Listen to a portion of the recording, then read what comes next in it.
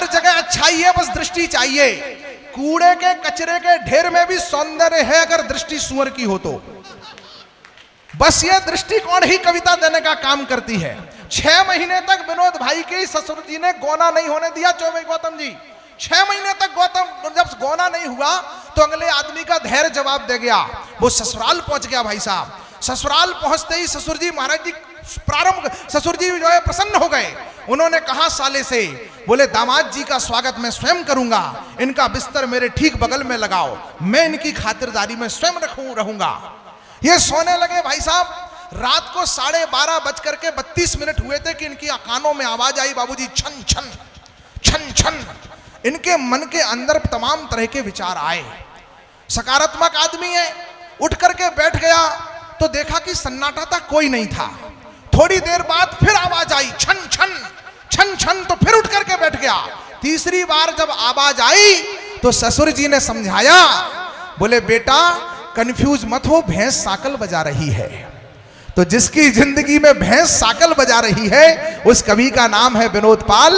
4 पंक्तियों से आमंत्रित करता हूं कि कभी ये हास लिखता है, कभी परिहास लिखता है, ये पत्थर की बस्ती में मुलायम घास लिखता है, और कठिन इस वक्त में इसकी महत्ता को ना छुटलाना, इस रोते वक्त में हंसता हुआ इतिहास लिखता है। ये माला से आप कंफ्यूज मत होना कि मैंने कोई अच्छी बात बोली है, ये सब मेरी सेटिंग है। ये सब बीच बीच में आते रहेंगे, आप ताली बजाते रहिए, जोरदार तालियां बजा करके आमंत्रित करिए भाई विनोद। और मेरी तरफ उंगली करके बोला, अगर नजर सुअर की हो तो।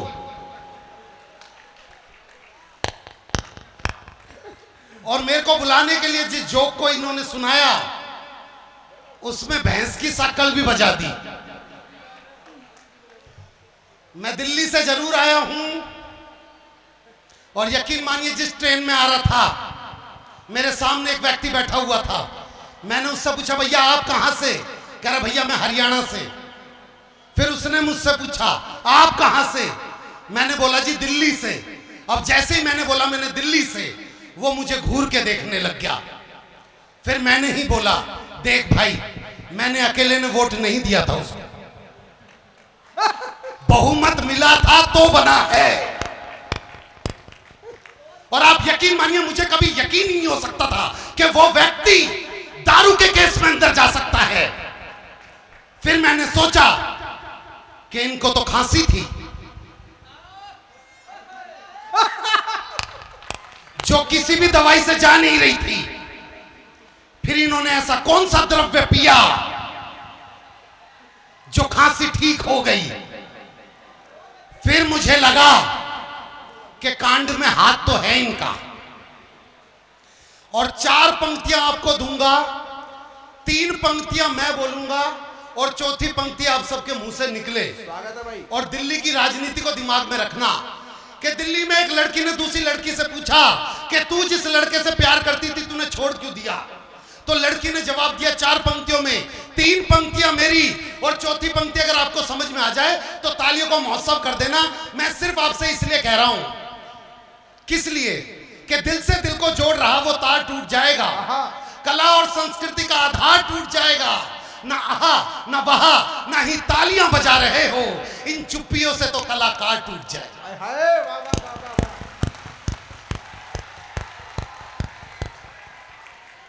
तो एक दिल्ली की एक लड़की ने दूसरी लड़की से पूछा, 3 पंक्तियां मेरी, चौथी आपकी, समझ में आ जाए तो तालियां बजाना। बस दिल्ली की राजनीति को दिमाग में रखना। स्वागत है भाई। दिल्ली की एक लड़की ने दूसरी लड़की से पूछा, भाई तू जिस लड़के से प्यार करती थी तूने छोड़ क्यों दिया? लड़की ने जवाब दिया, कर्जे में उसका एक एक बाल निकला, कहां का धनी था वो तो कंगाल निकला, और मैं ही थी जो मोदी की तरह गरजती रही, वो तो खांसने वाला। आप बहुत अच्छा सुन रहे हैं कि आपके लिए चंद कतरे लहू के लाया हूं, मुरझा गया हूं पर फूल खुशबू के लाया हूं, और आप लोगों को तालियां बजानी ही होगी। मैं घर से पत्नी के पांव छू के आया हूं। घर जाके फिर छू लेना। किसके? अपनी पत्नी के। भाई साहब का मजाक उड़ा रहे थे, बताओ वो काली टोपी पहनी है। आप भाई साहब सस्ते अन्नू अवस्थी हो, ये रे ओरिजिनल वाले। आ जाते हैं लोग, कोई बात दिक्कत। देखो हर लड़के के जीवन में 3 गाने आते हैं भाई साहब। पहला गाना हर लड़के के जीवन में आता है, हो एक लड़की को देखा तो छा गया भाई।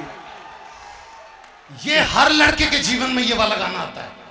फिर उनके जीवन में आता है दूसरा गाना कि जिस लड़की से उन्होंने प्यार किया होता है, जब उसी लड़की से उनकी शादी हो जाए तो वो दूसरा गाना होता है, शहनाइयों की सदा कह रही है, बहुत अच्छे विनोद। खुशी की मुबारक घड़ी आ गई है। और जिन लड़कों को अपनी गर्लफ्रेंड नहीं मिलती, उनके जीवन में बस एक ही गाना आता है, नफरत का मेरी अब तू ठुकरा के मेरा प्यार, मारे दिल ठुकरा के मेरा प्यार। बेटा तू खड़ा होके मत कर, क्योंकि दिल ही टूटा है, अभी और भी कुछ टूट जाएगा, गिर जाएगा। तो लड़के मोबाइल पे 2 तरह से बात करते हैं भाई साहब। पहले दिन में, राहुल इधर आ, गौरव इधर आ, और रात के 10 बजे पता है लड़के मोबाइल फोन पे कैसे हो जाते हैं, हेलो। बहुत अच्छे। अब लड़की को तो नहीं पता ना कि लड़का किस टेंपरेचर मोड पे बैठा है। लड़की हाँ हेलो बोल, लड़का फिर क्या कर रही है,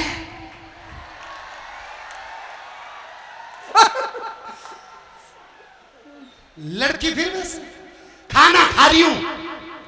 अब ये पता चल गया खाना खा रही हूं, फिर दोबारा खाने में क्या खा रही है। लड़की बोलती है ऐसे ही बदतमीज रही हो जिंदगी भर, ये जान के क्या कर लेगा मैं खाने में क्या खा रही हूं, कोई जनरल नॉलेज की बात कर ले। लड़का बोला अच्छा जनरल नॉलेज की बात, so when you insure your vehicle from the company and you don't claim the whole year, so company provide you 20% no claim bonus, it is in the after a year, after 1 year 20%, after 25% and the last will be 50%, it will be remain 50% till then you don't claim, you can transfer your NCV for all vehicle to new vehicle, but before it you have to sell vehicle and make it a liability policy। लड़की खिचड़ी खा रही हो आम के अचार के साथ। मुझे पता है आप लोग एक बात जान लीजिए, ये जितने लड़के यहां पे खड़े 4 पंक्तियां देता हूं, सुमित भैया सुनना, स्वागत है भाई। और ये 4 पंक्तियां समझ लेना, मैं आपके वजूद के लिए बोल रहा हूं कि खुद अपने चरित्र पर ही मूंग दल रहे हो तुम। अगर इस चौथी पंक्ति को समझ गए तो आज से जीवन सुधर जाएगा आपका, कि खुद अपने चरित्र पर ही मूंग दल रहे हो तुम, अच्छे हो तो क्यों फितरत बदल रहे हो तुम। अगर एक लड़की तुम्हें देख के रास्ता बदल रही है तो ये जान लो कि गलत रास्ते पे चल रहे हो। वाह जिंदाबाद, वाह वाह वाह वाह। यह है मऊरानी पर, अच्छी पंक्तियों पर भी बढ़िया दाद देते हो, वाह कमाल है आप लोग, वाह वाह जिंदाबाद। भाई साहब बददुआएं बदल गई यार। हमारी दिल्ली में अभी एक आदमी ने दूसरे आदमी से बोला कि एक तरफ कुआं एक तरफ खाई मिले, एक तरफ कुआं एक तरफ खाई मिले, दर्द बेचैनी और तन्हाई मिले, जा मैं तुझे दे रहा हूं दिल से यही बद्दुआ, जय बच्चन सी तुझे लुगाई मिले। मैं सच बता रहा हूं, अभी भी कुछ महिलाएं बैठी हुई हैं, एक की भी ताली नहीं बजी है यहां से, और ऐसी एक महिला हमें हर कवि सम्मेलन में मिल जाती है। मैं पिछले दिनों नारनौल में कवि सम्मेलन में गया था, सामने एक महिला बैठी हुई भाई साहब, मैंने मुक्तक सुनाया, कविता सुनाई, यहां तक कि चुटकुला भी सुना दिया, पर अगली हंस के ही ना दे। आखिर में मैं नीचे उतर के गया, मैं पैरों में पड़ गया, मैं कहा बहन जी अब ताली क्यों नहीं बजा रही। बोली तेरी शकल मेरी सास से मिलती। और इन महिलाओं का ऐसा ही, सच बता रहा हूं भाई साहब, जब ये सास बनती है ना बहू अच्छी नहीं मिलती, जब बहू बनते तो सास अच्छी नहीं मिलती, जब देवरानी बनते तो जेठानी अच्छी नहीं मिलती, जब जेठानी बनते तो देवरानी अच्छी नहीं मिलती, जब भाभी बनते तो नंद अच्छी नहीं मिलती, जब नंद बनते तो भाभी अच्छी नहीं मिलती, और बात रही पति की, वो तो आज तक किसी औरत को ढंका। हरिद्वार की तरफ 2 बसें जा रही थी, आगे वाली बस में सारी सास, पीछे वाली बस में सारी बहुएं, तो सास वाली बस खाई में गिर गई। देखो ये बहुएं ऐसी हैं, ये दूसरों के सुख में अपना सुख तलाशने वाली हैं।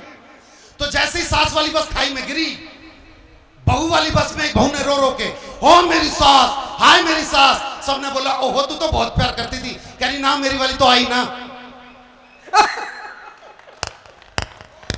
बहुत अच्छे। मैं बतला दूं भाई साहब, मैं मऊरानीपुर में दूसरी बार आया हूं। नरेंद्र चौबे जी कहां पे खड़े? मैं मऊरानीपुर में दूसरी बार आया हूं। पहली बार मैं यहां के थाने में आया था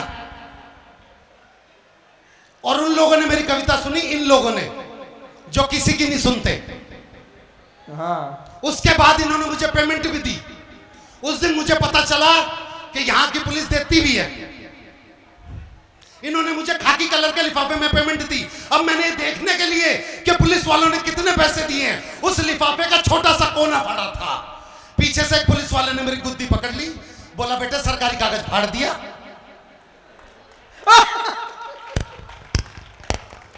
बाबूजी 20,000 में बुलाया था, 3 लाख रुपए में छोड़ा। मैं सुमित ओरछा मेरे बीच में बैठा। भाई साहब मैं इस व्यक्ति की दिल से बहुत इज्जत करता हूं, क्योंकि जब ये 12वीं क्लास में था, ये लड़कियों के कॉलेज के बाहर जाके खड़ा हो जाता था। जब लड़कियों की स्कूल की छुट्टी होती थी तो सुमित बोलता था कि जब तक तेरा भाई जिंदा है तुझे कोई हाथ नहीं लगा सकता। इसके ओरछा में कोई लड़का किसी लड़की को छेड़ता है तो ये लड़के को बहुत मारते हैं और फिर लड़की से बोलते हैं कि जब तक तेरा भाई जिंदा है तुझे कोई हाथ नहीं लगा सकता। फिर मम्मी पापा ने इसकी शादी करा दी। सुहाग रात का दिन,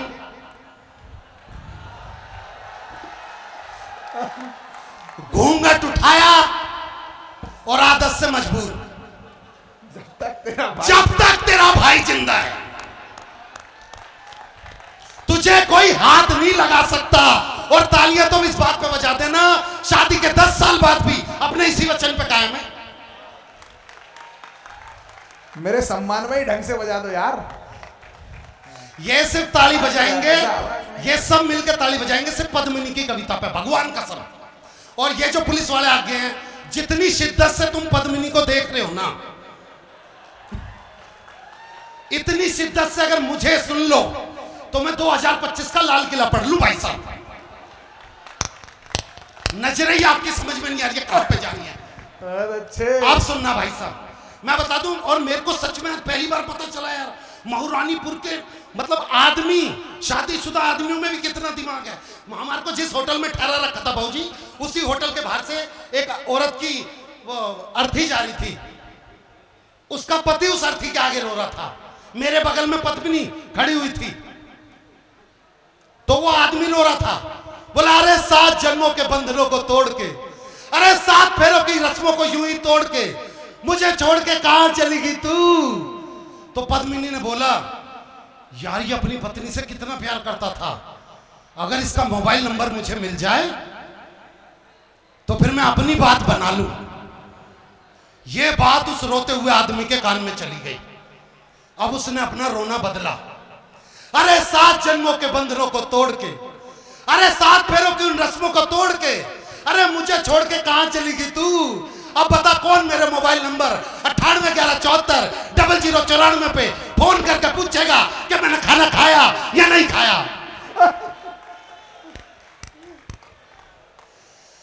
मैं सच बतला रहा हूं आपको, जितना अच्छा लग रहा है ना, मेरे को उससे ज्यादा अच्छा लगेगा।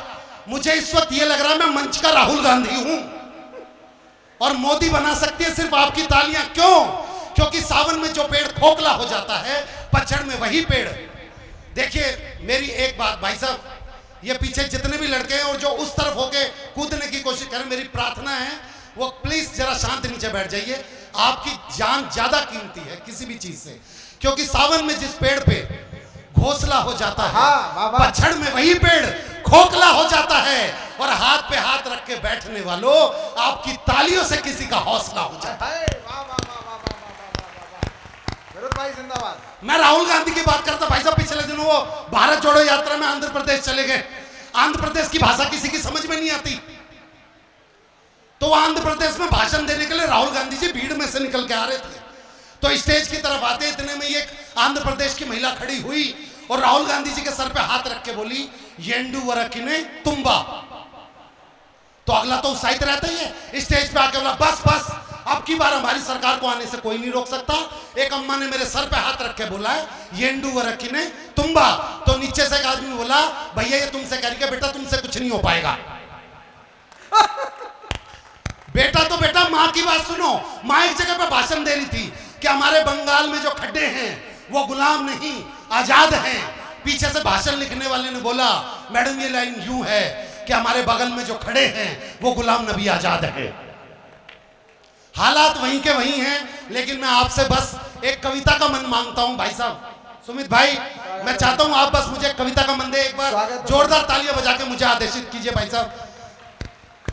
स्वागत है भाई, स्वागत है। हाँ, अब सुन लीजिएगा।